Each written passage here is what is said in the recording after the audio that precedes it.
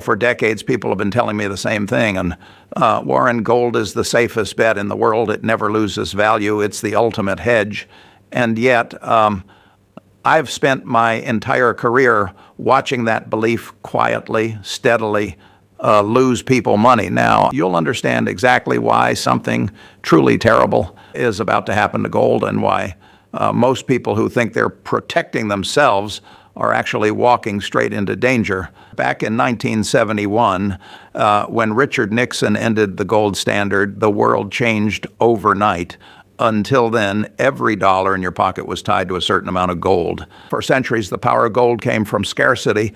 There was only so much of it. It couldn't be printed like paper money. Gold had its era. The end of one era is always the beginning of another, and the investors who thrive are the ones who see the shift before it becomes obvious. Right now, everyone is still clinging to the old map, the one that says gold equals safety. Remember, the strongest asset you can own is understanding.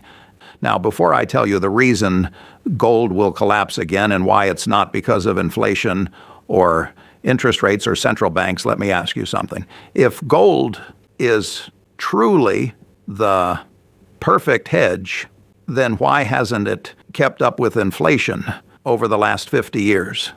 In the 70s, we all watched Gilligan's Island, the millionaire and his wife. Okay, in the 70s, Nixon took us off the gold standard. It took 100 years to get to the first $1 billion, okay? So in other words, a million's got 6 zeros. The next decade in the 80s, they added, remember, this is called money creation. When you create it, it comes out of thin air. And then the next decade in the 80s, we're now in the billions. That's 9 zeros. Then we get into the next decade. Now we're at 12 zeros, okay? They just make digits. They make money. Then we went into derivative contracts, and you had a bunch of people on your show talking about a missing 21 trillion, and now it's like 40 trillion. Who the heck knows what it is? Understand that a quadrillion is 15 zeros. Why I talk about this is because when you look at the one in yellow here, in the millions, this is in the late 70s and the 80s, okay? Silver went to $49. If you wanted to count to 1 million, it would take you 11 days. We're now at the quadrillions, which is 15 zeros. It would take you 31 million years, and silver is pretty much at the exact same price that it was in 1980. So if you want to talk about silver still on a fire sale at $52.50 as we're talking right now, or $51, it's still the greatest buy in human history. It's super cheap right now. Why? Because money creation. Let that sink in. We were at 6 zeros in the 70s. That's when a home cost what? 50, 70,000, 40,000? Cars were $3,000, $4,000. Please let that sink in, everybody. In the 70s, you could buy a brand new car for $3,000 to $4,000. Think about that. Right now, that same car is minimum $50,000 to up to $100,000. Because why? Money creation. Look at the price of homes. I'm telling you, you need to look at, when you have the ability to create money out of thin air, guess what they're going to do? They're going to create money out of thin air. What's the Federal Reserve done? Created money out of thin air, and now everybody, the entire world is enslaved. This is a moment in time where you can compare it biblically to what is called Belshazzar's feast. You know what that represents? It's a moment in the Bible where they were celebrating, drinking out of the golden chalices. Belshazzar thinks he's on the top of the world. He's king of the world. And then God shows up with a writing on the wall. We all heard that saying, Mene, the writing on the wall? You know what that was? It was Mene, Tekel, Upharsim. And this translation that Daniel gave him was this: you, Belshazzar, have been weighed in the balances. Your kingdom has come to an end.